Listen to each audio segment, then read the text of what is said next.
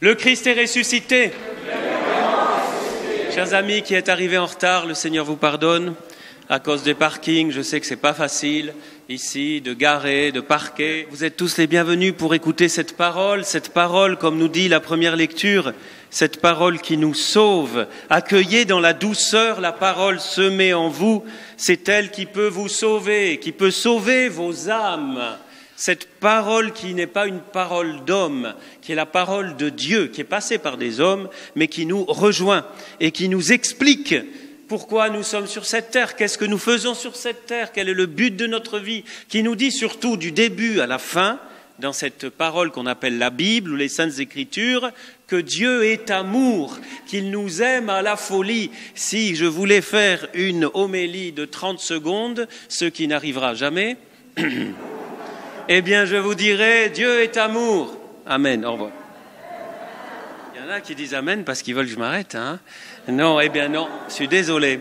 Alors Dieu est amour, mais il faut expliquer, parce que amour aujourd'hui, j'aime le chocolat, j'aime la tarte au citron, j'aime je sais pas quoi, et puis j'aime Dieu. Non, c'est le même mot qui malheureusement est tellement galvaudé, qui veut plus dire grand-chose souvent, aujourd'hui il faut bien le dire, et qui veut dire souvent le contraire de ce qu'est véritablement l'amour. Dieu est un père tellement aimant que nous avons du mal à imaginer, même si vous avez eu le meilleur père de la terre, vous n'arriverez jamais à imaginer à quel point Dieu est père et Dieu nous aime et qu'il ne sait rien faire d'autre que nous aimer, à tel point qu'il a donné son Fils pour nous, pour que nous ayons justement la vie éternelle. Et quand quelqu'un aime, normalement, enfin je ne sais pas parce qu'aujourd'hui on voit de tout et le contraire de tout, normalement quand quelqu'un aime, il désire aime une autre personne, il désire rendre la personne heureuse.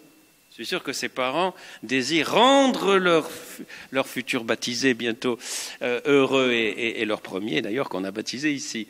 On veut que l'être aimé soit heureux, on veut son bonheur. Alors imaginez Dieu qui est amour infini, combien il désire notre bonheur infini. Et il faut le répéter, le re-répéter, parce qu'il y a cette idée stupide, absurde, fausse, mensongère, diabolique, que Dieu voudrait un peu notre mal quand même de temps en temps. Voilà. Mais c'est n'importe quoi. Malheureusement, je le dis souvent, beaucoup de gens sont athées d'un Dieu qui n'existe pas. C'est une chose peut-être c'est la chose qui me chagrine le plus, c'est de voir tellement de gens se priver du bonheur parce qu'ils sont athées d'un Dieu qui n'existe pas, ce qui est une absurdité, vous vous rendez compte ? Ils ne croient pas en un Dieu qui n'existe pas. Heureusement qu'ils n'y croient pas, puisqu'il n'existe pas. Et à cause de ça, ils passent à côté souvent, et parfois nous peut-être, je ne sais pas, même si nous croyons en Dieu, parfois on peut avoir des moments difficiles où on doute et on se dit mais non, mais Dieu, mais il m'a abandonné, mais qu'est-ce qu'il fait quand on voit l'état du monde et tout, comme s'il était responsable. Comme s'il était responsable de tout le mal dans le monde. Mais c'est n'importe quoi. Dieu est amour, il est bon. C'est un papa qui veut nous coucouner, nous embrasser. Pas de mesures sanitaires avec le bon Dieu. Lui, il nous embrasse, il nous prend dans ses bras. Il n'a pas de masque, il n'a pas de gel hydroalcoolique. Il a peur de rien parce qu'il a écrabouillé le mal, il a écrabouillé Satan, il a écrabouillé la maladie. Et donc, quand on l'accueille, c'est quelque chose de fondamental. Pourquoi j'insiste ? Parce que pour écouter la parole de Dieu, il faut toujours repartir de ce postulat, de cette vérité de base que petit à petit on risque d'oublier, même si on est des catholiques dits pratiquants, on risque d'oublier ça. Il nous faut le redire le matin quand vous vous levez, dites-le vous, dites au Seigneur tu m'aimes, t'es mon papa, t'es mon sauveur, dites au Saint-Esprit, salut Saint-Esprit, t'es l'amour de Dieu, tu viens dans mon cœur, je t'accueille. Et après la journée se passe quand même un peu mieux. Parce que tout ce qui vous arrive, et puis quand vous ouvrez la Bible, vous comprenez par exemple ses commandements. Première lecture, pourquoi Dieu donne ses commandements ? Ce n'est pas des ordres au sens, allez, tu dois faire ça, si tu ne le fais pas, tu iras en enfer. Non, les commandements, en fait, le mot mitzvah en hébreu, ça veut dire un panneau, c'est un panneau qui indique la direction pour aller vers la vie et vers le bonheur. C'est une indication, c'est un chemin. Si tu prends ce chemin, tu vas être heureux. Pourquoi ? Parce que celui qui nous a créés nous connaît. nous connaît. C'est comme un inventeur d'une machine ou de quelque chose ou d'une start-up ou je ne sais pas quoi, il connaît.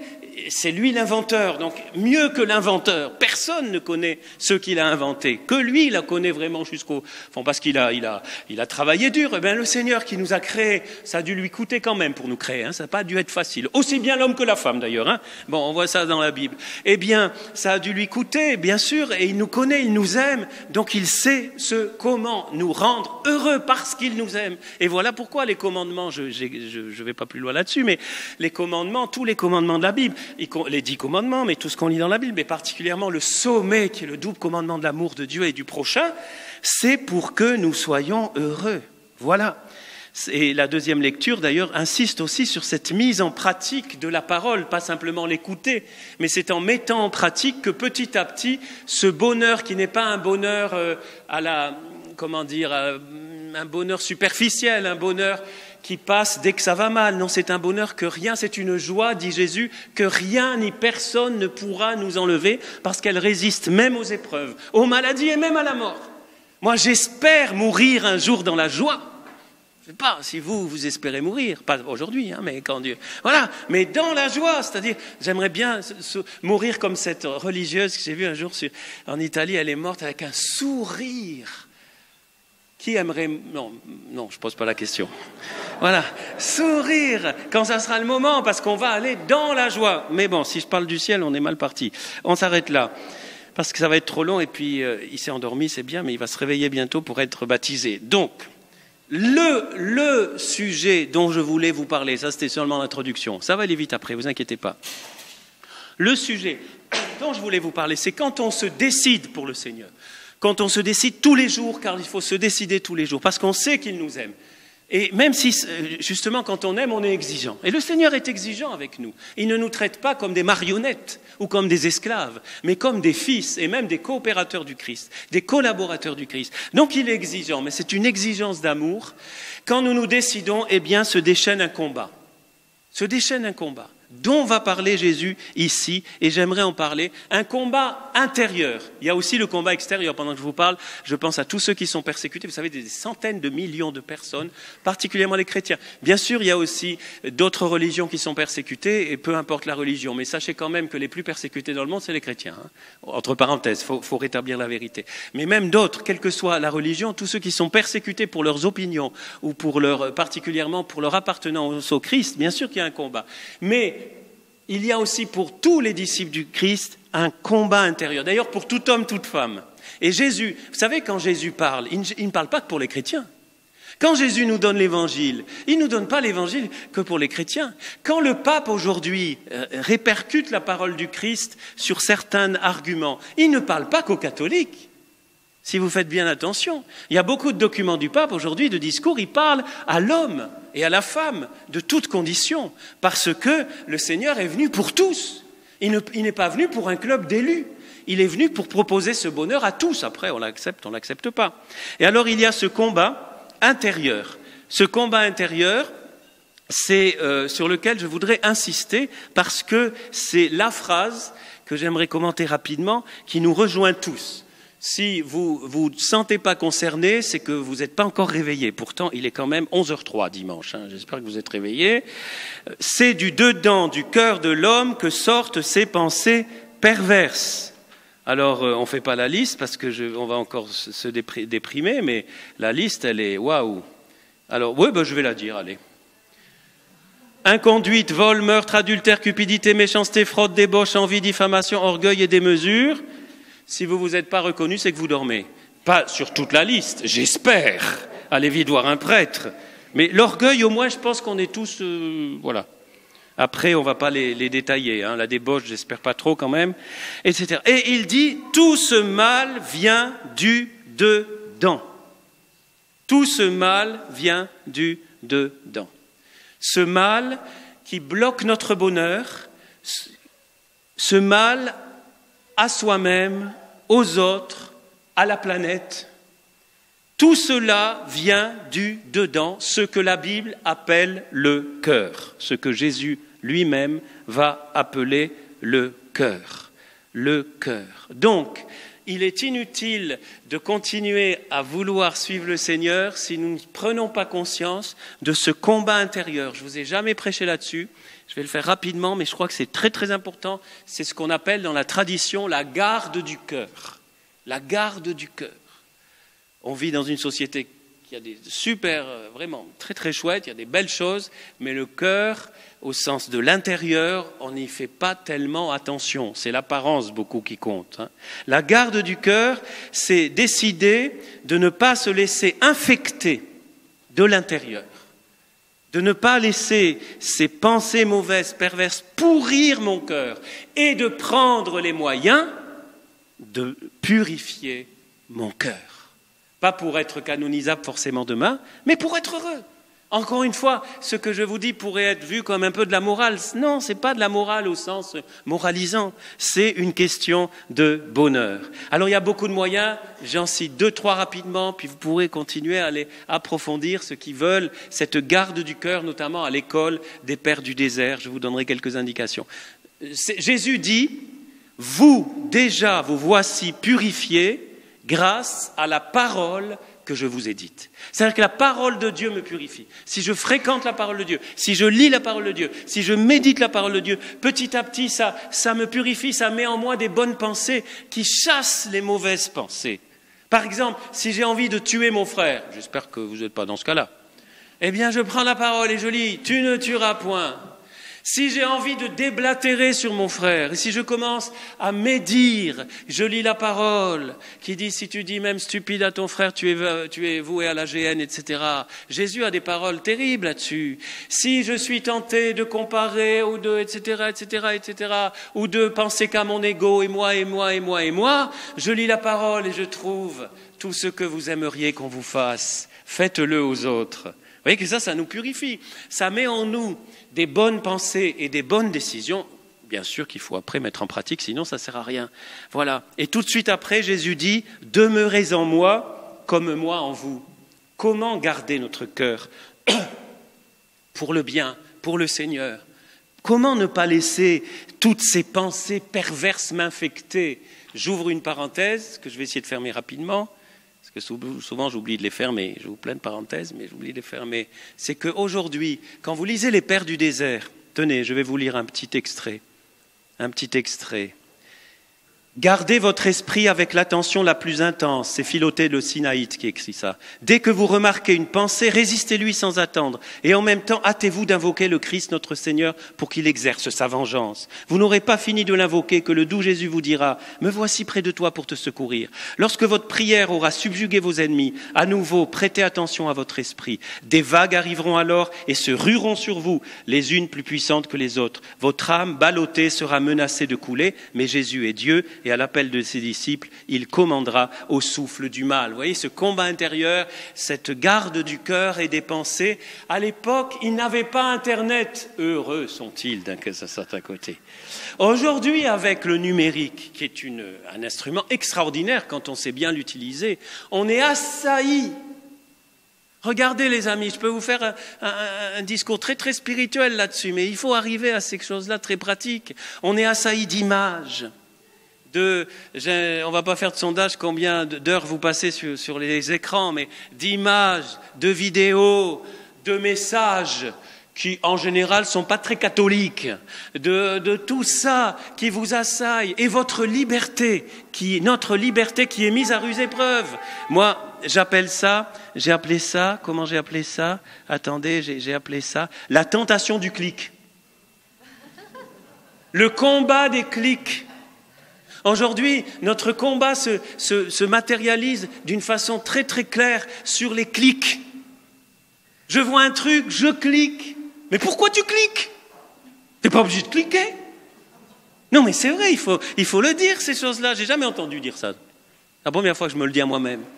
Arrête un peu de cliquer. Ralentis tes clics. Parce que ton clic, il t'emmène dans des eaux troubles souvent. Et après, je suis tombé, j'ai trahi ma femme, j'ai trompé mon mari, priez pour moi. Non, je prie pas pour toi, t'avais qu'à pas cliquer. Tout simplement. Mais non, mais c'est ça. Et ça s'appelle l'anticipation. Quand tu sais que tu es faible sur tel ou tel domaine, Ne va pas au bord de la pente, t'es savonneuse. Arrête-toi avant, prends un autre chemin. Et comment? En écoutant la parole de Dieu. Je n'avais pas prévu de vous dire ça. Bon, mais aujourd'hui, nous sommes bombardés numériquement. Nous sommes en guerre à ce niveau-là. Nous sommes bombardés de messages. Ça bousille les familles, ça bousille notre paix, ça bousille notre prière, ça bousille parfois notre église parce qu'on ne va plus à la messe, parce qu'il y a la série machin truc ou quoi. Et on pourrait prendre des exemples parce que ça prend le dessus. C'est très très addictif. Et celui qui vous parle, il en sait quelque chose. Parce que je suis addict, moi aussi, au numérique, quelque part, si je ne fais pas attention. Tous, autant que nous sommes. Je connais des prêtres qui ont quitté le sacerdoce. Je connais combien de couples qui ont éclaté en vol à cause des clics. Le combat des clics. Alors vous voyez, si on n'apprend pas à combattre ça au niveau basique, comme les pères du désert, qu'est-ce que c'est? Les pères du désert n'avaient pas Internet, sinon on aurait des textes magnifiques qui nous aideraient à bien utiliser. Mais je vais m'arrêter sur Internet, faudrait faire des séminaires entiers de formation sur l'utilisation de Facebook, de Twitter, ne parlons pas de TikTok et du reste. Ou bien sûr vous allez sur TikTok, bien sûr vous allez mettre même peut-être des messages chrétiens, mais entre les messages chrétiens, vous allez voir autre chose. Et votre cœur va être infecté. Il ne s'agit pas de vivre dans une tour d'ivoire, évidemment. Il ne s'agit pas de vivre en dehors de ce monde, mais il s'agit de le vivre dans ce monde, avec l'Évangile. Dans ce monde, selon l'esprit de l'Évangile, et ce n'est pas l'esprit du monde. Et c'est un combat, les amis. Jésus l'a dit là, il n'a pas parlé d'Internet, ça n'existait pas. Mais on peut appliquer ça à tout ce combat. Nous sommes assaillis de tout ce combat. Alors ça pourrait paraître très, très, très négatif, mais non, c'est génial j'espère que vous avez cet esprit de combat, de combattre avec les bonnes armes, les armes de l'amour et les armes de la parole. Et enfin, moi, je vais vous donner une arme, et je vais finir par ça. Ça, je l'ai trouvé, mais ce n'est pas moi qui l'ai trouvé. La meilleure façon, dit saint Paul, de combattre le mal, c'est de le combattre par le bien. La meilleure façon de chasser les pensées perverses et tout ce qui infecte vos cœurs et nos cœurs, c'est d'occuper le terrain par des pensées de bien. Si le terrain est occupé, vous savez, moi, comment je pêche, comment il m'arrive de ne pas trop pêcher, même si je pêche? Je ne vais pas me confesser, vous rassurez-vous, puis en plus on est en direct. Eh bien, c'est qu'il y a des jours où je n'ai même pas le temps de pêcher. Enfin, de pêcher gravement. Par exemple, je vois une belle femme, il y a des très belles femmes à Fréjus, voilà. Je vois une belle femme et tout, mais je suis tellement pris que je n'ai même pas le temps de la regarder, quoi. J'ai pas le temps de... Je suis tellement pris par mon ministère que je n'ai pas le temps. Même si je voulais, je n'aurais même pas le temps. Écoute, madame, je n'ai pas le temps. Voilà. Vous voyez? Et alors, sans parler de choses graves comme ça, mais quand votre cœur est occupé, vous savez pourquoi l'oisiveté est la mère de tous les vices? Mais c'est évident. D'où les vacances, attention, les vacances, c'est souvent des moments, il faut bien les remplir, mais elles sont bientôt finies, ou pour la plupart d'entre vous, elles sont finies. Occuper le terrain, occuper le territoire de notre cœur par des désirs, des pensées, des projets que moi j'appelle même missionnaires. Alors là, pour les cathos qui m'écoutent, occuper le terrain par des projets missionnaires. Le matin, vous vous dites, plutôt de penser à vous et votre petit ego, comment je vais être témoin aujourd'hui, à qui je vais pouvoir partager la bonne nouvelle, et de quelle façon je vais pouvoir le faire sans l'agresser, sans lui balancer Jésus à la figure tout de suite, en étant déjà par mon attitude, etc. Comment? Et alors développer ces pensées grâce au Saint-Esprit. D'ailleurs, c'est ce que dit saint Paul en Galates chapitre 5. Voici le fruit de l'Esprit. C'est le contraire de toute cette liste épouvantable que nous dit Jésus des pensées perverses. Les fruits de l'Esprit, c'est amour, joie, paix, patience. Seigneur, j'en ai besoin, moi. Tu m'aides. Bonté, bienveillance, fidélité, douceur. Seigneur, j'en ai besoin aussi. Et maîtrise de soi. Ça va à peu près. Donc, amour, joie. Vous pouvez faire le check, hein? Je vous redis la liste. Comme ça, vous choisissez là, Saint-Esprit, là, j'ai vraiment besoin. Allez, aide-moi. Donc, amour, bon, ça on a tous besoin. Joie, Seigneur, chasse la tristesse. Hein. Paix, patience. Mamma mia, la patience. Bonté, bienveillance. Bienveillance. Bienveillance. Entre pro-vax et anti-vax. Bienveillance. Plutôt que perdre du temps en famille, en communauté, à nous battre et là, et le passe. Mais que de temps perdu, que de pensées qui infectent nos cœurs, plutôt que d'être bienveillant, d'accueillir l'autre, d'essayer de le comprendre, et puis d'arrêter de changer de discussion parce qu'on en a ras-le-bol. Pardonnez-moi, là je me lâche un peu, mais ras-le-bol. Que chacun fait ce qu'il peut, comme il veut, dans sa liberté, et en faisant attention à l'autre, etc., etc., etc. Bon, douceur et maîtrise de soi. Vous voyez, plus nous vivrons dans cet esprit qui est grâce à l'Esprit Saint, si vous voulez un ami qui va vous aider pour tout ça. La meilleure façon de chasser les pensées perverses. Alors, attention, perverse, c'est pas que débauche, sexe et compagnie, sexe débridé, indépendamment de l'amour, la chair, la viande, quoi. Bon, c'est pas les désirs, les passions, c'est pas que ça. La perversité, c'est la médisance, la perversité, c'est la méchanceté, la perversité, c'est penser qu'à soi. La chair, pour saint Paul, c'est l'homme qui vit sans Dieu, quoi, qui vit pour lui, et puis on voit le résultat. C'est ça qu'amènent les guerres, On arrive aux guerres, etc. Bon, eh bien tout ça n'a plus de place quand je vis dans l'esprit. Je cherche l'esprit, je lis la parole, je sers mes frères, je trouve des moments de vraie pure charité dans ma vie, etc., etc., etc. Petit à petit, mon cœur se purifie, je suis plus heureux, et si je suis plus heureux, ma femme ou mon mari est plus heureux, en général. Enfin, ouais. Si je vais mieux, ma famille va mieux. Si ma famille va mieux, la société va mieux. Et comme ça, de proche en proche, petit à petit, il y a une espèce de contagion, bien plus contagieuse que la Covid-19, une contagion qui permet à beaucoup qui vivent sans espérance de découvrir celui qui veut habiter mon cœur. Il y a cette parole terrible de Jésus, il pratique tout ça. Ça, c'est pour nous les pratiquants dans l'Assemblée, ça c'est une parole qui nous secoue. On peut très bien pratiquer, mais où est mon cœur? Leur cœur est loin de moi. Ça c'est dur. Seigneur, que mon cœur ne soit plus loin de moi. Et alors, comme notre petit frère dort encore, mais quand même, il va falloir quand même le baptiser, parce qu'il a envie. C'est terrible. Le dernier baptême, on a dû le réveiller aussi pour la baptiser, mais ça s'est bien passé. Eh bien, tout cela commence au baptême. Tout cela commence au baptême. Parce qu'au baptême est semé dans l'âme. Vous ne la voyez pas, l'âme, ni vous ni moi. Mais dans du dedans, c'est ce dedans dont parle Jésus, ce cœur, cette âme, vous l'appelez comme vous voulez. Bref, ce qui est le plus, la fine pointe de l'âme, eh bien, va être visité, et son corps aussi, tout son être, par le Saint-Esprit, va être plongé. Alors, on ne va pas le plonger complètement, il y a le signe de l'eau, mais on pourrait, mais plongé pour qu'il soit complètement, il vive une vie nouvelle et commence une aventure. C'est une nouvelle aventure. Alors, Joseph ne se rappellera pas de son baptême, mais on pourra lui raconter. Mais surtout, il pourra, grâce aux parents qui vont l'aider, c'est à ça que les parents s'engagent, de transmettre cette parole de vie et de pouvoir avancer dans la vie, qui n'est pas facile, vivre ce combat, mais avec une force. D'ailleurs, une des premières prières qu'on va faire, c'est une prière de protection pour le combat. C'est quand même pas n'importe quoi. Le baptême commence comme ça, On demande vraiment au Seigneur de le protéger pour qu'il soit fortifié pour que toute sa vie, il puisse goûter ce bonheur. Alors, oubliez tout ce que j'ai dit si vous voulez. De toute façon, vous allez l'oublier. Alors, on se demande pourquoi on prêche, mais bon, non, je rigole.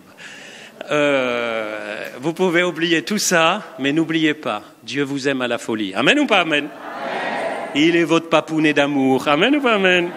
Il veut vous serrer dans ses bras. Amen ou pas amen? Il veut que vous soyez heureux et que vous fassiez beaucoup d'heureux autour de vous. Amen ou pas amen? Et la meilleure façon d'être toujours plus heureux, c'est de partager le bonheur, car il y a plus de joie à donner qu'à recevoir. Au nom du Père et du Fils et du Saint-Esprit. Amen.